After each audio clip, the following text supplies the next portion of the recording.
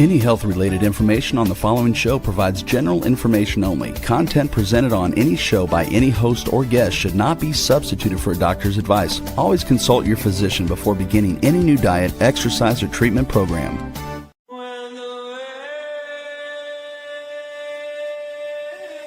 For centuries, ancient cultures knew the secrets to longevity, vitality, and healing. Now, modern science is catching up. Ageless Blueprint is a podcast that will reveal the modern secrets of better health and a better life. Join Dr. Eldred Taylor here today and every Wednesday at 9 a.m. Eastern Time on W4HC Radio at W4HC.com.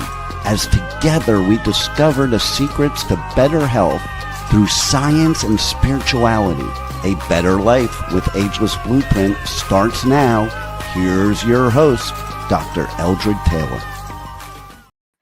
Hello, good morning, everyone, and welcome to Ageless Blueprint. I am the spiritual MD, and I told you guys, every week I try to get better and better. So I got a new jacket here, Ageless Blueprint over here, Dr. Taylor, the spiritual MD. So I try to improve every time, and so welcome. It's a great morning here in Atlanta, and I'm excited to be here and talk about this subject. What we're going to talk about today is, let's stop here. My phone was on. All right. So what we're going to talk about today is something called Radical Remission. It is a book by Dr. Turner. Her name is Dr. Kelly Turner, and she's actually a PhD. And she did research where she interviewed over 1,000 people who had radical remissions from cancers, all different kinds of cancers, brain cancers, breast cancers, prostate cancers, all types of cancers. And so she wanted to see, and some of these people never did any conventional treatment, and some of these people did conventional treatment, and then they decided not to, and they had these radical remissions. Now, what she found out is that a lot of doctors, when this would happen, they go back to the oncologist, and she was so surprised that the oncologist wouldn't ask, hey, what did you do? How did you do this so that I can tell other patients how this is done? Well, I'm not an oncologist, and I do see cancer patients. And I asked them, what did they do and how did they do this? And I haven't seen 1,000 patients. I haven't interviewed 1,000, but I've seen enough. And I know that if you take control of your health, you can, in some cases, I won't say in all cases, that radical remissions are possible. All right.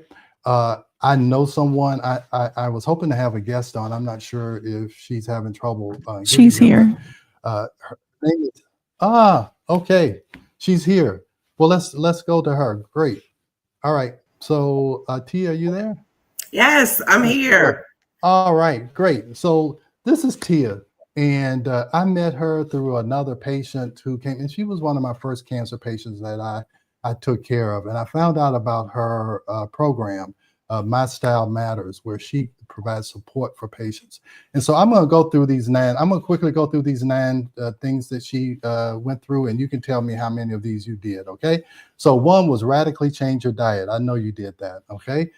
Taking control of your health, making your own decisions. Don't let the oncologist scare you into a decision that you don't feel good about. Following your intuition, using herbs and supplements, releasing suppressed emotions, embracing social support, deepening your spiritual connection, and having strong reasons to live. You need to have something to live for if you're going to have a radical remission. So let's they said I should start with a story on this, but let's hear a real live story from Miss Tomlin Harris here. So the floor is yours, Miss Harris. Oh, well, good morning, and thank you for having me. I've been a Are little we okay? Oh, here we go. I think she may have some. Are you there, Miss Harris? Yeah, I'm here. Can you hear me? I can hear you. Okay, awesome. Yeah, we can hear you fine. Awesome. Well, thank you for having me on your show this morning. You talk about radical remission and Rebel, you we talk seem to be about, having problems. Okay. oh man.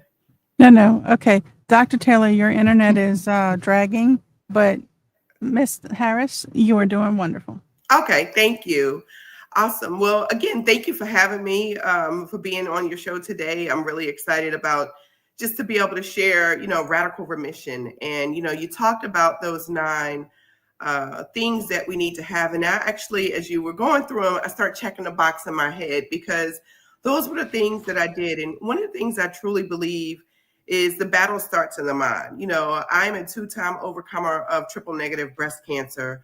And for those who are not familiar with triple negative breast cancer, it is a very aggressive type of breast cancer that typically it's about 10 to 15% of cancer diagnoses fall into triple negative breast cancer, which means it's not hormone based. And so the treatment options are very limited for those who are diagnosed with triple negative breast cancer. And so I was diagnosed the first time under the age of 40. And the second time it was right before the pandemic, and I was still battling during the pandemic. And the first time I was, as they say, scared straight. The doctor said 2 things to me: you don't have time, and it's aggressive. And so those things really had me fearful. And within about a week or so, I was in the chair getting chemo. The second time I was diagnosed with breast cancer or experienced a recurrence of breast cancer, which means it came back, I felt like I was a little bit more equipped. Now, I'm not going to say I wasn't fearful. I was afraid, but everything in me said, no, not chemo. No, not radiation. I did have surgery, but I had a radical remission experience where, again, I believe that the battle starts in the mind. And so I had to do a lot of work in my mind, in my faith, in my belief. Again, the fear was there. I'm human. And, that is a human experience to have the fear, but I had to find a way to press through the fear. And so, like I said, I did a lot of work on my mental health, making sure that I was strong enough in standing firm in what I wanted for myself, making the decision for myself and being okay with my decision. And like I said, I decided to forego chemo, and my doctors were talking to me about dying. They said, if you don't do chemo, based on what we know about triple negative breast cancer, you're not going to be here and you're going to die. And I said, you're right. I'm going to die. You're going to die. We're all going to die, one day, but I'm not going to die from cancer and with cancer. So we can stop having that conversation. But let's talk about, how I want to move forward with my healing. And so from there, I changed the way that I was eating. I went straight plant-based. I made all of my food from scratch. I would take everything with me. And I didn't tell a lot of people because from a faith standpoint, for me, it was, if you weren't really believing and standing with me in my beliefs and you weren't praying for me, I didn't want it to just be gossip for people to just, Tia, she got hit with a recurrence of breast cancer, but I needed true prayer warriors around me. And so I didn't tell a whole lot of people. And because of the work that I do, with My Style Matters, I'm the, founder and CEO of My Style Matters. I work with numerous cancer patients. And so I didn't want people to say, Tia, you know about this clinical trial. Tia, do this. Tia, do that. Because I knew and I understood science, but I was choosing to go a different route. And so I just chose to remain pretty quiet about it. But I continued to do the community work that I was doing, the philanthropic work that I was doing, and supporting other people in their journeys. And so about 3 months after I made my decision and after I heard the words, it's cancer, it's come back. When I went back to my doctor for my second scan, she said, it went from 5 lymph nodes to 3. And whatever you're doing, it's working. And so I said, whatever I'm doing, guess what? It is working. So I'm going to keep doing it. And so when you talk about radical remission, that is something that's so important. And a lot of people, when they come to me and they say, Tia, what did you do? I want to do what you did. And I have to ask them, are you ready to work? Like, you have to put in work. And a lot of the work, when we talk about faith, I think about God's word when he said faith without works is dead. Well, the work of faith the work is faith. That's the first thing. It's having faith. And then the second work is making those changes. And not everyone is either in a position to make those changes or are really able to make those changes. And so, the other part you talked about is community. Yeah. We've developed a community of support for women because that is so needed. And again, I hear so many times women will say, I wish I would have met you when I was diagnosed. I wish I would have known about you in the very beginning. And a lot of times we suffer in silence and we don't connect with other people. We don't share. We don't seek the support that we need. And we really need the support, even if it's just to confirm something that we're going through and we're uncertain about what it is we're going through or a side effect that we may be experiencing. And so having a community of support is so key, is so critical. And that, when it comes to the stressors of being diagnosed with breast cancer, having that sisterhood, having that community of support will alleviate a lot of that stress that we may be experiencing.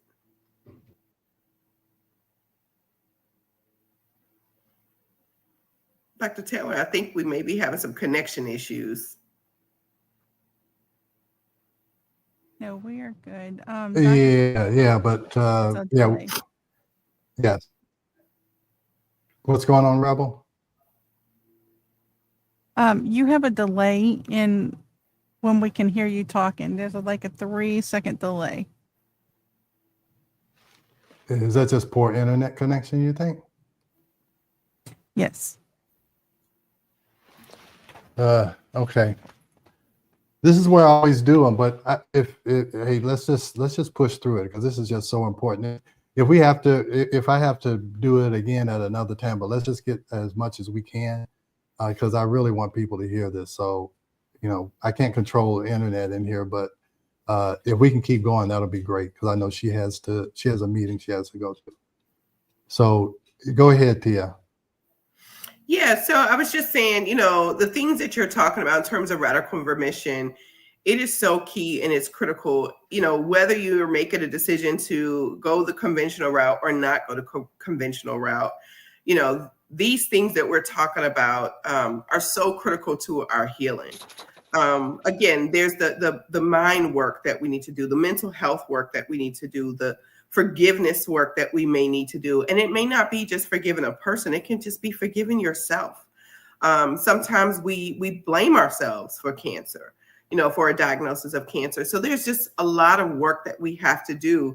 And I'm a living witness that we can get through it. We can overcome, the disease. And I call myself, I don't say I'm a survivor. I say I'm an overcomer of the disease. So I think that's something that's just, what you're talking about is so important.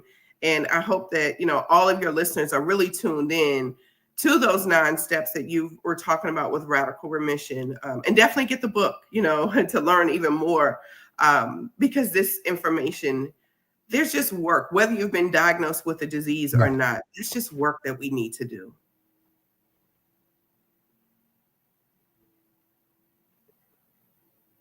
Yeah.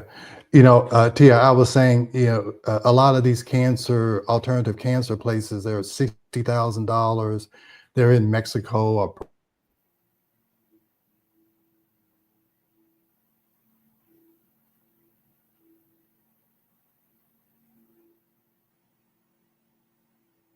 And they're difficult for other people to, not everybody has that kind of money to get there. What would you like to suggest to help people? You've given us so many options, and I'm so glad things are going well for you. Thank you. In terms of the options, that I would say, again, the very first thing, I truly believe that the battle starts here. It starts in our mind. So we have to take a step back and say, what are we saying to ourselves? What's that self-talk? Is your self-talk negative or is it positive? I truly believe that there's power and life in our words. And so what are we saying about ourselves, about, whatever we've been diagnosed with, whether it's breast cancer, ovarian cancer, prostate cancer? What is that self-talk saying to ourselves? And so once we're able to really have a breakthrough in our mental, then we can start focus on some of the other components like nutrition, like, you know, being mindful of your environment, right? Your environmental exposures, and your environment in terms of the people that you're connected to, because sometimes people that we're connected to are not always, positive for us, right? We do have people that are toxic for us or are that cancers for us. So I would definitely say, you know, those are things to start there. And then community connection is so critical and so key. You will learn so much about other experiences, how to advocate for yourself, the right questions to ask, what tests you should be getting, what is standard of care that you should be getting. Those are things, critical things that we should be having conversations about with other people, and we can, you know, glean from their experiences and gain some insight to help us with our own battle for breast cancer. For myself, you know, I did a lot of research, I did a lot of studying, and I didn't have the resources, the financial resources. As a matter of fact, after I was diagnosed the first time, I was laid off from my job. My job was undergoing a merger and my position got eliminated. And so from there, you know, I wasn't ready to jump back into corporate America. I was still trying to heal from what my body had gone through, and I wasn't working. And so when I got hit with the recurrence of breast cancer again, I was on Medicaid. And so just think about that. I didn't have the means. I didn't have the resources to go to, you know, a hospital, a more holistic hospital, you know, somewhere in Mexico or anything like that. And so because I had done the work, I had done the research prior to and had started to work on making those lifestyle changes, I felt that I was more equipped to be able to take the things that I learned to give myself a fighting chance and start there. And so, like I said, after 3 months of when I was initially diagnosed with the recurrence, when I went back after my second scan and the doctor said, hey, your tumors are shrinking and disappearing. It went from 5 lymph nodes down to 3. So I knew that whatever I was doing, it was working. And even the doctor said that. And so I continued to stay on that path. And then the pandemic hit and I continued to stay on that path until I was actually told, hey, I don't know what to do with you. You know, your cancer is not behaving like it's supposed to. All I can do is just monitor you for the rest of your life. I mean, right now, there's no evidence of disease. You're cancer free. That's what I was told 2 years later. And so I don't tell people do what I did, right? Because what I did doesn't work for everyone. But what I do say is you have to do your own research. You have to, you know, do the work. And again, not everybody is willing to do the work. But if you're willing to do the work, that's where we can really have, you know, a deeper conversation to support each other and to help each other. The name of your support group again? Yeah, so our organization, My Style Matters, we're based in Atlanta, Georgia. We're headquartered here. And we have a sisterhood called My Breast Years Ahead. We also have a program. It's a 12-week transformative program for Black and Latina women that focuses on, we focus on mindfulness, stress, self-advocacy, nutrition, physical activity, sleep, because that's another thing that we're not talking enough about, and reducing your exposures. And that is called Her Support. So it's intended for women who are disproportionately affected by breast cancer. We recognize that we have unique needs, and so we're here to support. But our organization, we support, you know, all women who have been affected by this disease. We recently even launched, as of yesterday, a course. It's on our website. It's a trauma-informed cancer survivorship curriculum for Black and Latina women with breast and cervical cancer. And so, you know, this information that we're putting out here is very important because we don't always have the resources or the connection or the support to really just help us. And so our goal is really to, you know, provide that information to you. We always say, you know, speak to your doctor, but we provide that information to the women that we support because nobody else is giving that to them. I mean, I remember when I went for my orientation, and I know it's crazy to say orientation before I started chemo, and I asked, what could I do to help myself? And I was told nothing. And that didn't sit well with me. That made me feel like we're just waiting for the Mm, other shoe to fall off the foot, right? And so yeah, I yeah, wasn't told eat healthy. I was told eat whatever you want to eat. There's snack machines that had, Snicker bars and candy and sodas and chips in the infusion center. And that just didn't sit well with me. And so I know that this information is needed. So, we developed a program that is, relevant to our culture, right? And it's really to build sisterhood, to build community, but also to hold the hands of women who want to make these changes. And so that's who we are. That's what we're all about. Is we're here to support our women, to help them improve their health outcomes, and also teach them and empower them to self-advocate so they can get the yeah, care that they need and deserve. yeah. It's almost embarrassing that I call myself a doctor when you tell me that the oncologist told you that there's nothing you can do to help. That it's almost an embarrassment to the medical community and to the specialty of oncology. I don't know why they don't read that book, Radical Remissions. It's just it's mind-boggling to me that a lot of physicians aren't interested in expanding their knowledge of how to help patients. And I thought that's why we went to medical school, is so we could help patients. But then we close ourselves off to other avenues that we could expose our patients to. So I'm embarrassed. I'm embarrassed that the oncologist told you that. And so I know you have a meeting to go to, Atia, but I needed my viewers and listeners to see a real life remission story that is really you had the worst kind of cancer. You had a recurrence, which is almost always fatal when you have a triple negative if you don't do the work that she's talking about. And that's what it is. It's not easy. Cancer is it's not like a cold. It's not going to go away in 3 or 4 days, where you just take some aspirin. It takes hard work.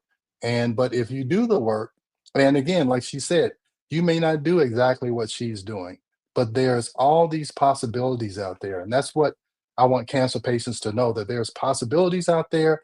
And don't get overcome with fear. If you can get over that fear, then you can start to see the possibilities. So Tia, you have any last words? I know you have a meeting. I don't want to keep you. I promised you it was 15 minutes. So you have any last words? Yeah, again, thank you for having me here. If anyone Yeah. is interested in connecting with us, they can follow us on social media. All of our tags are at My Style Matters.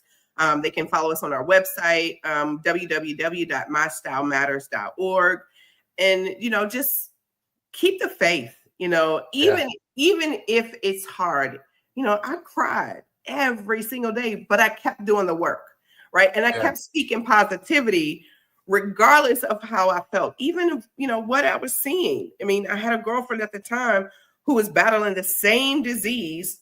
We were kind of similar in our diagnosis. She had a recurrence, hers came back at stage 4. And she was transitioning at the time. And I was watching this happen to her. And it was very, very scary for me. But I Yeah. just had to keep speaking life.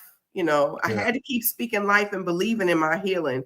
And so I would just encourage anyone, even if you're fearful, keep speaking life to yourself, because at some point, your words and your beliefs will align itself, and you'll be able to say, like I said, I'm healed and nobody can tell me different. That's why I've since we've last talked, I've kind of embodied this persona of the spiritual MD, because I have figured out how important spirituality and mindfulness is. And then, when you talk about keeping the faith, I say I live by First Corinthians 13th chapter. In the last verse, it says, faith, hope, and love, but the greatest of these is love. So you need all of that, and you need to love yourself, and you need to keep the faith, and you need to keep hope alive. And that's what she's talking about, speaking life to yourself. And what you say to yourself is the most important thing. I think is that you have to keep speaking to yourself what you believe. So Tia, again, thank you as always. It's always inspiring for me to hear you, and it just keeps me uh it helps me to keep the faith, to keep talking about this to the cancer patients that come to me. So again, thank you. And please go to her website and support her in any way you can. And again, we appreciate you, Ms. Harris. Awesome. Thank you. Thank you for All right, having me. all right, Take care. all right, all right. Thank you. Bye bye. All right. I had to go. I had to, for some reason, my internet in my study did not work. This is my extra bedroom, and I kind of go here to. This is where I do a lot of my study and uh, plan for these podcasts. So let's take a break, and we're going to come back and we're going to go quickly over these nine habits that you need to think about incorporating into your life. If you have been diagnosed with cancer, if you want to prevent cancer, or if you have a loved one who is dealing with that diagnosis, these are things that you can incorporate into your daily life that could lead to a radical remission. All right. So let's, with all this confusion, let's take a break and let's just get a brand new start. Okay. We are going to a quick break, so stay with us as we explore the ageless blueprint right here on W4HC Radio and Talk4 TV. An ancient secret with a modern twist for better health and vitality. Dr. Taylor will be right back. Taking care of your health shouldn't mean taking a handful of pills every day. At Taylor MD Formulations, they create doctor-developed supplements that combine the best natural ingredients so you get the results you need with fewer pills. Taylor MD Formulations is backed by science, designed for real life with real results. Less pills, better health, doctor approved. Shop now at TaylorMDFormulations.com and discover smarter supplements for smarter health. That's TaylorMDFormulations.com. We are back for more of Ageless Blueprint. Once again, let's join Dr. Taylor for more insights and research on the ancient secret to better health and a better life in modern times.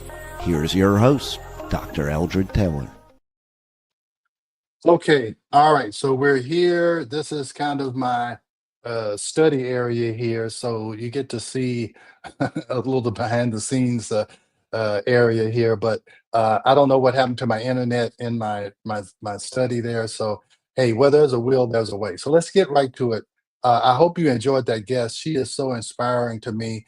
I've had the privilege to talk to her group a couple of times, and these are some of the bravest women you'll ever meet. They're dealing with the stressors in their life. A lot of these women are single mothers. They're they don't have a lot of money. They don't have a lot of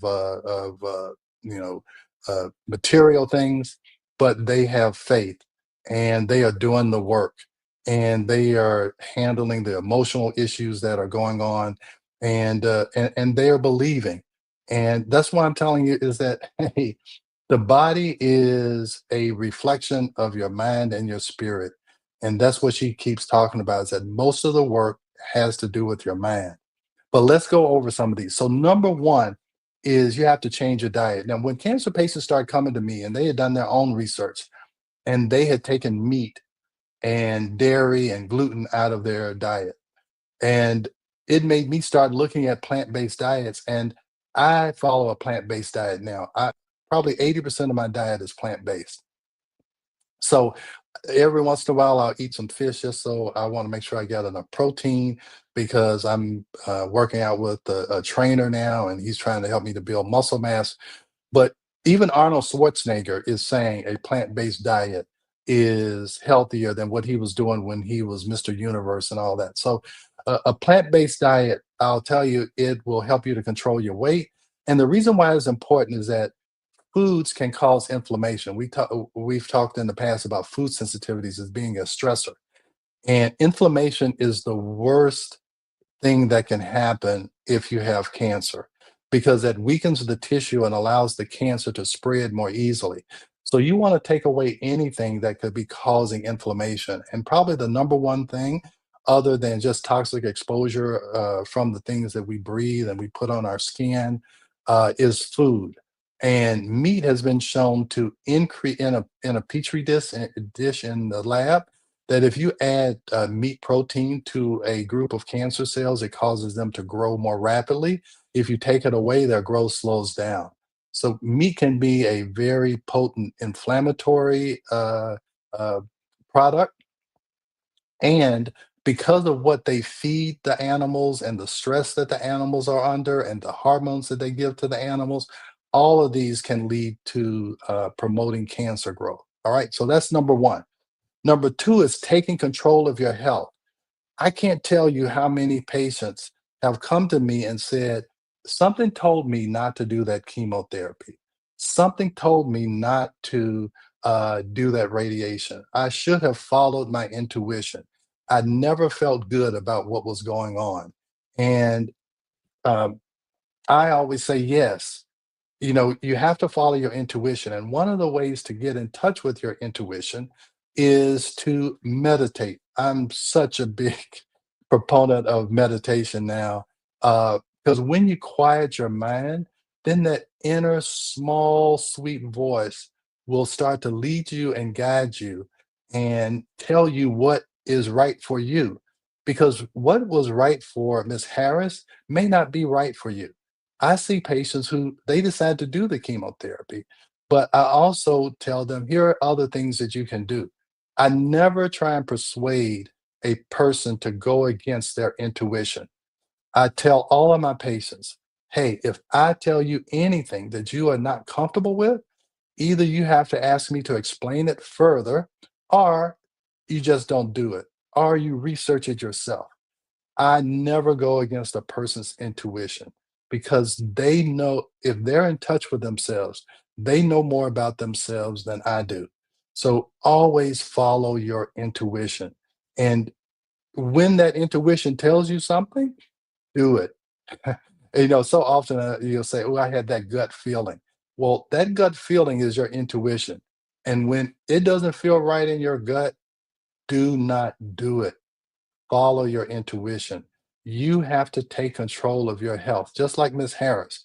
She didn't care what that oncologist said. All she went to that oncologist for was to do her scans and to look at her progress. But any information that did not sit right with her, she did not do it. All right. So that was the taking control of your health and following your intuition. I'm trying to take my glasses off so you don't see so much glare, but I need it in order to see my notes over here. So using herbs and supplements. Now, there's all types of herbs and supplements that patients can use. The number one thing that I love is vitamin C. There's over 1,500 articles that show that IV vitamin C can not only kill cancer cells, but probably what it does mostly, it is a great anti-inflammatory. So if you can decrease inflammation, you're going to decrease the ability of those cancer cells to invade healthy tissue, because inflammation weakens the bonds between the cells in the tissue, and it allows cancer cells to penetrate, and that's what can be a cause of metastasis. So one, vitamin C is a great anti-inflammatory. Number two, it actually helps to kill cancer cells. And again, you can go on Google Scholar and look up vitamin C and cancer, and you will just see, I mean, really hundreds of articles that talk about the positive results by using vitamin C. And especially if someone is on chemotherapy or having chemotherapy, if they do vitamin C along with it, we bring them in once a week, a day or two after they've had the chemotherapy, and we give them IV vitamin C. And also what we'll do in some cases, if they're using really strong chemotherapy, is glutathione, because glutathione helps to detoxify the chemotherapy so that you can get rid of it, so that it only kills the cancer cells, because chemotherapy kills fast growing cells, and the fastest growing cells are your hair and the cells in your gut. And that's why hair loss and nausea and vomiting are the biggest side effects, or the most common side effects with chemotherapy. But when you use vitamin C and glutathione along with it, it seems to decrease those side effects, and it seems to increase the ability of the chemotherapy to do what it's supposed to do. Most of my patients who are on chemotherapy, they go back to their oncologist, and the oncologist is so proud of how well how well their chemotherapy is working. And I really think it's a combination of the chemotherapy and the vitamin C and whatever the else the patients are doing. Some patients are taking curcumin because that decreases inflammation. Mistletoe has been shown. The herb mistletoe is the one uh, supplement or herb that has definitely been shown to decrease cancer cell growth. Mistletoe, curcumin, uh, medical mushrooms like shiitake mushrooms, and I just encourage you to do your own research and you do what is comfortable for you, what your intuition tells you to do, because there's all kinds of herbs and supplements, and just like Miss Harris was saying, there'll be the more people you're around, they'll talk about how their sisters, cousins, brother-in-law, sisters, nephew did this and got rid of their cancer. But you need to listen to yourself. You need to do your own research. You need to look at your own lifestyle. You need to look at your own environment and see what could be contributing to this disease or this disorder that your body is going through. Because a lot of times, whatever a disease is or condition is, sometimes it's your body telling you something. It's trying to get your attention. When you read Radical Remission, a lot of these people will say cancer was the best thing that happened to me because it shook me up and it made me look at myself and it made me change my my outlook on life and what life means and what life is supposed to be. So a lot of times we talk about fighting cancer, but sometimes you need to ask your body or ask your mind or ask your spirit, what is this cancer trying to tell me? And I think that's what Miss Harris is saying. It was telling her she needed to slow down. And I'll tell you another thing, when you help somebody else, it usually helps you. And that's why I believe she started her organization, is that when you are helping somebody else, it takes your mind off of you. And when you are less focused on yourself, it allows you to relax and let your body heal itself. Now, I'm going to tell you everything that you might take in to try and deal with this cancer, your body has the chemicals and it has the immune system to handle that cancer. You have internally what you need to fight off that cancer, but you have to allow your body to do it. And that is a lot of that is changing your mindset so that your body can do what it's supposed to do. All right. The other one is releasing suppressed emotions. And I don't know if you follow Joe Dispenza, but he talks about how your mind gets into your body. I will tell you that almost all cancer patients that I talk to, I ask them what was going on 2 to 3 years prior to your cancer diagnosis. And they all have a story about a significant stressor or a series of stressors that happen right behind each other. A child got sick, or a child may have died, or they were taking care of their elderly parents for 2 or 3 years and then they passed away, and how difficult it was to deal with their aging and dying parents, or they had a divorce, or some type of tremendous stress, or these series of stressors that happened one after another where they didn't have the time to recover. And those emotions, they can get into your body. And that's why I talk about stress so much, is that your emotions end up being expressed in a disease because those emotions have been suppressed, of anger, of frustration, of all these negative guilt, resentment, resenting the fact that your brothers and sisters aren't helping you to take care of your parents. All of that, the resentment of your husband or spouse trying to take your kids away, or this long custody battle. I'm telling you, almost 100% of my patients will tell me that story. So I just ask them, what happened 2 to 3 years before? And it is so consistent. So if you see yourself in that situation, you need to change it before this happens. So that's why I said this book is not only about people who have been diagnosed with cancer, But these are the things you can do to decrease your risk of contracting this condition. And I want to get away from I don't know how this happened, or I don't know, you have a cancer gene, you have cancer running in your family. There's no such thing as a cancer gene. There's none.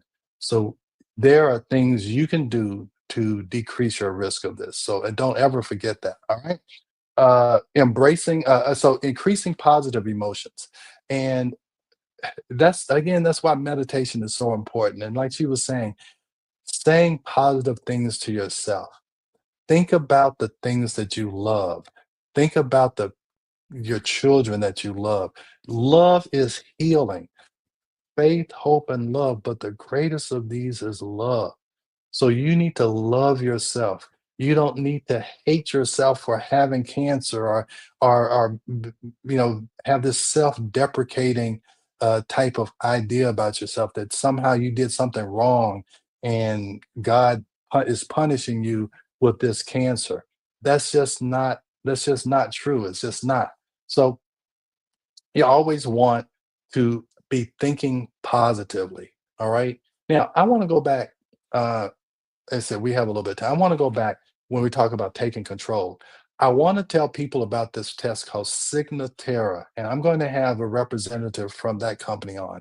Signatera, it's a company, it's a part of a company called Natera, Natera. Now, what Signatera does, it takes your blood and it takes the tissue from your cancer biopsy. So it knows exactly the type of cancer that you have. And it looks for DNA fragments in the blood. All right. So it can tell whether or not the cancer is present or not, if the DNA from the cancer is present or not. And it is so valuable for people, for cancer patients to take control and help them make decisions. Now, I'll tell you how I use it. So, if a patient comes in and they have a cancer diagnosis, we draw their blood, we send it to Signatera, and they give us a level of how much cancer DNA is in the blood. So, with whatever treatment you decide, whether it's traditional treatment or alternative treatment, we follow that initially every 6 weeks. So, if I'm giving them vitamin C or they're taking herbs or whatever, we follow it up 3 weeks later and 6 weeks later to see if that number is going up or down. And it tells us, is it working prior to you waiting to see it on a scan? Because by the time you can see it visually on a scan, it has been around for a long time. And now it's much harder to try and cause a regression of that tumor. So, and in another case, we had the patient had surgery and they told her, hey, look, you better do chemotherapy and radiation because we don't know if we got it all. Well, we did the Signatera test after the surgery, and it was a minuscule amount of cancer DNA there. We kept doing the vitamin C. She kept doing all the other things that she was doing. We repeated it 6 weeks later, and it was negative. So she could go back to the oncologist and say, hey, you got it all. There's no remnants of this left. So we don't have to have a treatment based on fear or being worried that it may come back. And we'll continue to follow her. And if there's any evidence that it's recurring, we will get it early. And I had another patient who she had been negative for a while, and all of a sudden it went up a little bit. Well, when we saw that, I told her, I said, look, we're going to go back to doing the vitamin C. You're going to go back to doing everything you were doing before, changing your diet, because people, they get lackadaisical. She went back. She said, okay, I'm going to do everything I did when I was first diagnosed, because she never had traditional treatment. And she went back, she started doing it. We did the Signatera test 3 or 6 weeks later, and it was negative. So that just shows you your lifestyle and the things you can do can actually change your condition. The other one we talked about, so social support. That's what Miss Harris. She's a big advocate for that. Her My Style Matters. It's all about having support, having other people around you to encourage you, and people that you can encourage. It's a two-way street with this. Okay, you need to be encouraged, and then you can encourage someone else. And that's what we're talking about, love going from heart to heart and breast to breast. If we're talking about spirituality, is that the energy that you take in, the healing energy that you're creating, you need to let that flow through you to someone else. Okay. And then deepening your spiritual connection. And that's, you know, the whole reason why I'm the spiritual MD and I wear this is because that spiritual connection is so, so important. It's important for you to receive or be able to recognize that intuitive thought that you have. That connection with the spirit helps you to keep the faith, is that there is a higher being that is in control. And if you can connect with that higher being, whatever you want to call it, and that's what I've learned in longevity medicine, is that spirituality is universal. Religion is something, it's different for different people, but in every longevity practice or remission, they talk about spirituality. They don't talk about religion. They talk about the importance of spirituality. Now, spirituality can come through religion, no doubt about it. I'm not anti-religion, all right? But that religion has to go further than you just going to church. It has to go further than that. It has to be a daily practice. I daily try to connect with God, the universe, whatever. You have to have some type of spiritual routine to get you into that connection. And the last thing is having a reason to live. And and that's just not for cancer patients. Okay, I think anyone, I'm trying to promote longevity, and you have to have a reason to live. Yesterday, I was taking my wife's car up to get a service, and an 85-year-old man saw, it was three people there, and he said, "Wow, nobody talks to each other anymore. Everybody's on their phone." And I'm like, "You're right." I put my phone down, and we started talking. It's an 85-year-old. He had been married for 50 years. His wife passed away. He's a Vietnam vet. His father was he's Jewish. His father was or his grandfather was part of the Holocaust that was survived that, and he was one of the most interesting people I've met. And he works at Napa Auto Parts. And he said, "Look, hey, what do you want me to do? Go home and die? No, I get up and go to work. I work part time. I go home, take a nap. I read." He was talking about how much he reads. He speaks four languages fluently. The person next to me was from Poland, and he started speaking Polish to her. And then he asked her, "Do you speak German?" He spoke German. He speaks French. He speaks English. He's 85. And he says, "I read a lot and I have a reason to get up in the morning." And I don't care if you have cancer or you're just trying to live a long, healthy life. You have to have a reason to get up. The reason I get up is to study what I'm trying to give to you. And so that's why I started the school group.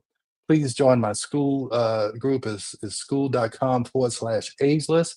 And this is where we're going to go into depth on subjects like this and all types of subjects that deal with longevity and living a life of abundance. And that's why I'm doing this. I told you that one of my goals is that I want to be able to provide this type of information and some of these options to people who don't even have the money for IV vitamin C, some of the things that I do in my office. So please join the school group.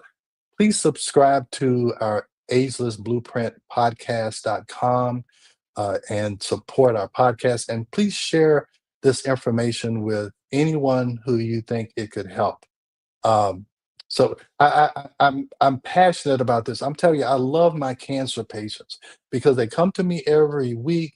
We talk, we we share information, and I try to provide them with faith, hope, and love. And the greatest of these is love. So, Rebel, do we? I know we have got about 30 seconds left. Anything that we should go over, or anything I missed? Tell everybody about the book one more time and suggest where to get it. Yeah. It's a Radical Remission. I know this is backwards, but it's Radical Remission by Dr. Kelly Turner. Uh, yeah, you just see it's over 1,000. She interviewed 1,000 people, and those 9 characteristics uh, seem to be the common denominator of people who were successful with a radical remission, and none of that cost $60,000. Awesome. Great information. And I hope everybody listens and hears what was said today. You need to And, know and yourself, and you need to know that you know you better than anybody else. Exactly. And please, share it with somebody who needs a little hope. Because cancer is a scary diagnosis. I know it. And you just have to get over the thought that cancer equals death. And I don't care what your oncologist says, and that's what Tia is like. Stop talking to me about dying. Is that what you hear gets incorporated into your thought process. So, but anyway, I know we got to go. Thanks again, everybody, for joining us this morning. I'm sorry for all the technical difficulties, but hey, we got through it. So thanks for hanging in there with me.